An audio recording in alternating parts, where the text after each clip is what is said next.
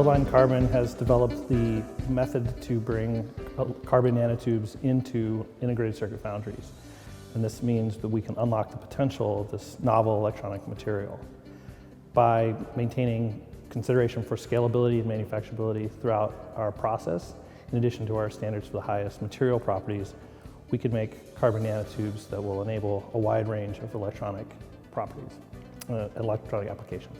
Once you can have carbon nanotubes available in mass manufacturing, they can enable a wide range of applications, from RF high-speed wireless data transmission to flexible displays to molecular level sensing. Their most valuable and promising application would be in the realization of monolithic 3D integrated circuits. By building carbon nanotube transistors on top of existing silicon transistors, we can create computer chips that are 1,000 times faster than state-of-the-art today, which will really unlock the potential of data-intensive applications such as artificial intelligence, machine learning, and virtual reality.